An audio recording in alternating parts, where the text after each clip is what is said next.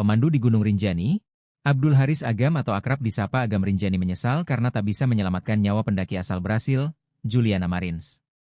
Pasalnya, saat tragedi Juliana Marins jatuh dari Gunung Rinjani, Sabtu, 21 Juni 2025, Agam tengah berada di Jakarta. Penyesalan itu diungkapkan Agam dalam kanal YouTube Curhat Bang Denny Sumargo yang diunggah, Senin, 1 Juli 2025. Sedihku, kenapa saya ke Jakarta? Padahal harusnya saya ada di sana. Menyesal saya ada di Jakarta waktu itu, katanya, dikutip tribunnews.com, Selasa, 2 Juli 2025.